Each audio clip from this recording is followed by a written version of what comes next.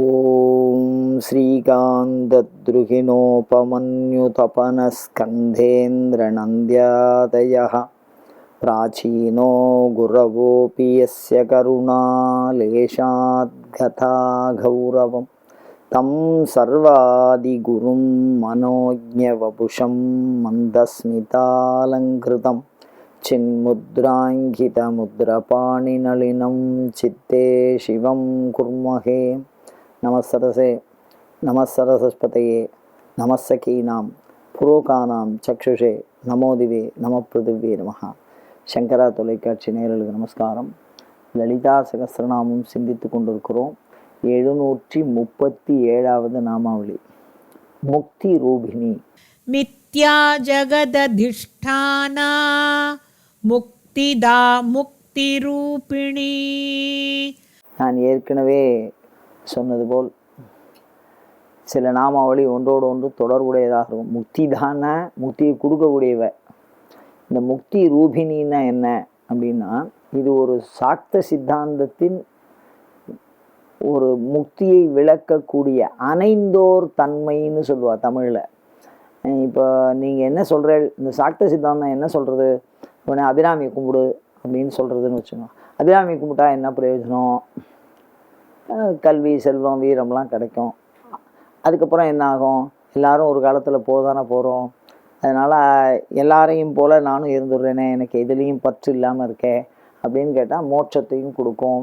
அப்படி மோட்சம்னா என்ன, அது எப்படியெல்லாம் இருக்குது அப்படின்னு கேள்வி மேலே கேள்வி வந்துட்டே இருக்கும்.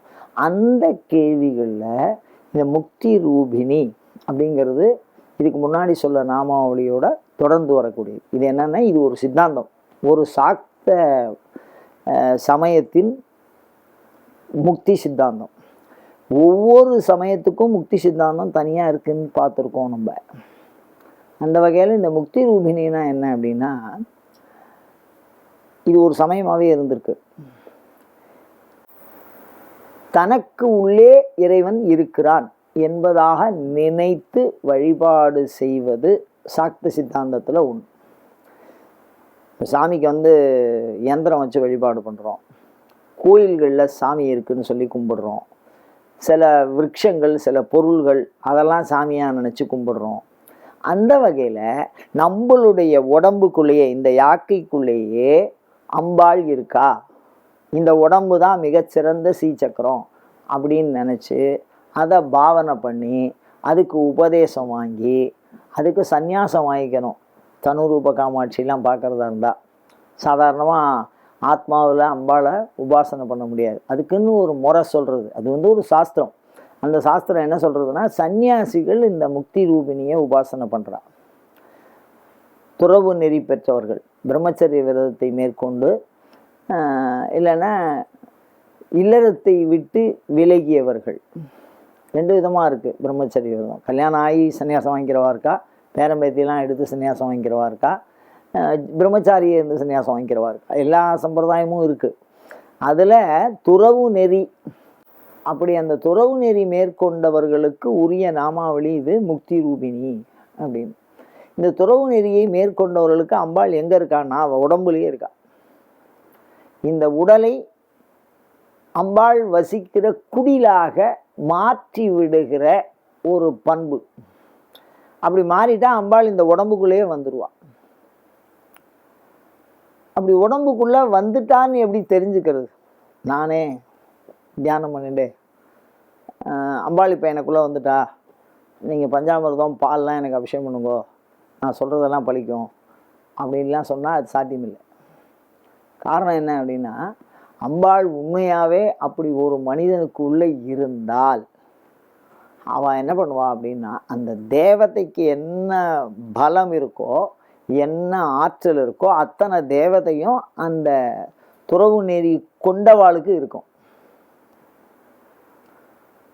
அண்மை காலத்தில் ஒரு ஞானி வெறும் பச்சை ஜலம், குடிக்கிற தண்ணி, அதை இப்படி கையை வச்சு மூடி அதை அப்படியே நெய்யாக்கி காட்டினார். யோசிச்சு பாருங்க, அது சாதாரண மனுஷனால் செய்ய முடியுமா? செய்ய முடியாது. அப்போ அந்த அம்பாள் சாக்ஷாத் அந்த உடம்புல உட்கார்ந்து இருக்கிறதுனால இந்த நியதி தத்துவம் கால தத்துவம் அவளுக்கு கிடையாது. அதனால் அந்த மாதிரி ஒரு அற்புதங்களை செய்ய வல்லவர்கள், அஷ்டமா சித்தியை பெற்றவர்கள். ஒரே நேரத்தில் ராமலிங்க அடிகளார் அப்படின்னு ஒரு உபாசகர், அவர் ஜோதி ரூபத்தை கும்பிட்டவர்.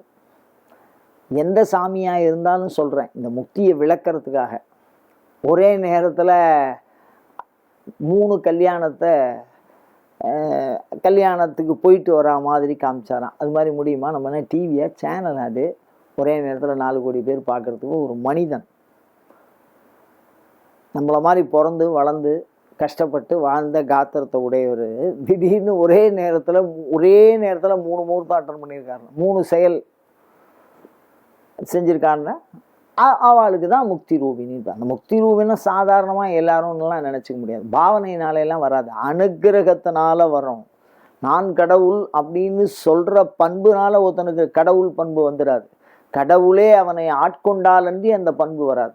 அது எப்படி நம்ம புரிஞ்சுக்கிறது அப்படின்னு கேட்டால், ஒரே ஒரு உதாரணம் சொல்ல போகிறோங்களோ, இரும்பு இருக்கோல்லையோ, அந்த இரும்பை நெருப்பில் போட்டு காய்ச்சி ரெட் ஹாட் டெம்பரேச்சருக்கு கொண்டு போனால் அந்த நெருப்புக்கும் அந்த இரும்புக்கும் தனியாக பிரிக்க முடியாத ஒரு வடிவம் வரும்.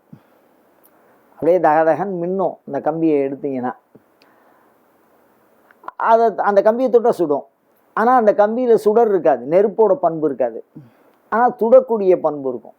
அப்போ இந்த கம்பி முழுக்க எப்படி அந்த நெருப்பு வியாப்தியாக இருக்கோ, எங்கே பார்த்தாலும் பரவி இருக்கோ, அதை மாதிரி இந்த உடம்புக்குள்ள ஜபம் அப்படிங்கிற தீயினால் மந்திரத்தை சொல்லி சொல்லி சொல்லி சொல்லி சொல்லி உரு போட்டு அந்த உடம்பெல்லாம் அப்படியே அம்பாளாக மாறி அந்த நெருப்பு எப்படி அந்த இரும்புக்குள்ளே எப்படி இந்த இடத்துல இருக்குது இந்த இடத்துல இல்லைன்னு சொல்லாத மாதிரி எல்லா இடத்துக்குள்ளேயும் அந்த சூடு அப்படியே பரவி தகதகன் மின்றதோ, அந்த மாதிரி இந்த உடம்புக்குள்ளேயே அம்பாள் வந்துடுவா.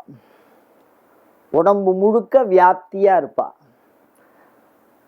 அப்படி அது சில பேருக்கு என்ன ஆகும்னா, உலகியல்ல இருக்கிறவாளுக்கு எப்படி வரும்னா, சன்னியாசிக்கே அது நித்திய சாத்தியம், அவள் உடம்புக்குள்ளேயே வாசம் பண்ணுறா, அதை சன்னியாசி உணர முடியும். அதே மாதிரி அடுத்த வாளுக்கு உணர்த்த முடியும். இவா இந்த எண்ணத்தோட வரா அப்படின்னு வரத்துக்கு முன்னாடியே சொல்கிறவாள்லாம் இருக்கா, இந்த எண்ணத்தில் வந்திருக்க, இது உனக்கு நடக்கும், போயிட்டு வா அப்படின்னு அதுக்குண்டான வழியை சொல்கிறவா இருக்கா.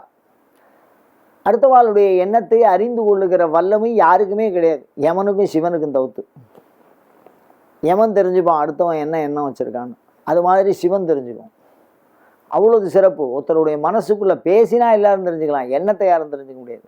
அந்த எண்ணத்தை சொல்ல முடியும் இந்த முக்தி அடைஞ்சவளால், இந்த முக்தி ரூபினி அப்படிங்கிற ஒரு இது. அந்த வகையில் ஒரு சரீரத்துக்குள்ள அம்பாளை தியானம் பண்ணி சரீரத்துக்குள்ளேயே அம்பாளை ஒடுக்கி இந்த உடம்பை சன்னதியாக மாற்றின ஒரு பண்பு இருக்கா? அது மாதிரி இருக்கா லோகத்தில் அப்படின்னா நிறைய தெய்வத்தை இருக்குது அந்த மாதிரி. அதனால தான் கோயில்களில் பக்தர்களுடைய சன்னதியை வைக்கிறது. இப்போ நாயன்மார்களாக இருக்கட்டும், ஆழ்வார்களாக இருக்கட்டும், அம்பாளை உபாசனை பண்ண ஆதிசங்கரர் அந்த பரம்பரையில் வந்தவா.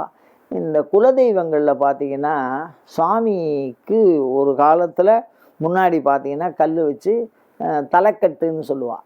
அதெல்லாம் இந்த முக்தி கோட்பாடு தான். அந்த தலைக்கட்டை வச்சு ஒரு கல் வச்சு வழிபாடு பண்ணுவாள். அந்த கல் யார் யார் என்னென்ன பேருன்னு அவள் தலைமுறையில் உள்ளவாளுக்கு தான் தெரியும். அவள் அத்தனை பேரும் இறைவியாகவே மாறிவிட்டதாக அர்த்தம். எப்படி இரும்பும் நெருப்பும் ஒன்றா சேர்ந்து ஒரு விதமான பண்பை அடைகிறதோ, அது மாதிரி மானுட பண்பு முழுவதுமாய் நீங்கி மந்திரத்தினால எரிஞ்சு கர்மாலாம் அழிஞ்சு அம்பாள் இந்த யாக்கையே தன் உடலாக கருதி குடியாக இருக்கக்கூடிய பண்புக்கு தான் முக்தி ரூபினின்னு பேர். இதை மாதிரி உலகியலில் இருக்கிறவாளுக்கு குறி சொல்லுவாள். சாமி 2 நிமிஷம் 3 நிமிஷம் உடம்புல ஏறி குறி சொல்லும், அதுக்கப்புறம் தொப்புன்னு விழுந்துடும், உடம்பை விட்டுரும். இந்த சாமி ஏறினவா அந்த சாமியினுடைய குணத்துக்கு வாழ முடியுமே தவிர இயல்பான மானுட குணத்தோடு ஒத்து வாழ முடியாது. சாமியாடி குடும்பம்னே தனியாக இருந்திருக்க ஒரு காலத்தில். அவளாம் ஊரை விட்டு வெளியில் வர மாட்டாள், எல்லையில் வசிக்கிறவாளாக இருப்பாள். அந்த தேவதையினுடைய பண்பு அவளுக்கு இருக்கும். அவளுடைய உள்ளுணர்வு எப்போ வேணாலும் மாறும்.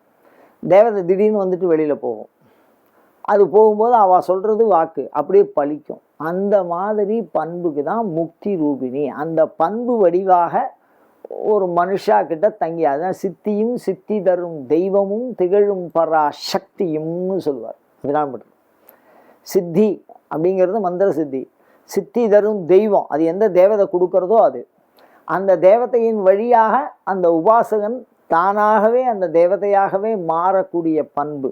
அந்த பண்பு அந்த அனுகிரகத்தை அடுத்தவாளுக்கு பெற்று தருகிற பண்பைத்தான் முக்தி ரூபிணி என்று அழகாக சொல்லுகிறார்கள். இந்த நாமாவளியை நம்ம குலதெய்வத்துக்கிட்ட சொல்லி நம்ம கும்பிட்டோம்னா, நிறையா பேர் குலதெய்வத்து கோயிலுக்கு போயிட்டு கன்னத்தில் தான் போட்டுன்னு வரோம். என்ன வரம் வேணும் எனக்கு கொடுப்பியா அப்படின்னு அந்த காலத்துலலாம் உடுக்க அடிப்பா. இந்த மாதிரி ஏதோ ஒரு வழிபாடு பண்ணி யாருக்காவது சாமி வரவழிப்பா. அந்த சாமியை வரவழிக்கக்கூடிய நாமாவளி இந்த முக்தி ரூபிணி. சொல்லி உங்கள் குலதெய்வத்தை வரவழித்து அதன் மூலமாக நன்மை பெற முயல்வோமாக. அயம் தர்மஹா உத்தரோத்தராபிவிருத்தி ரஸ்து.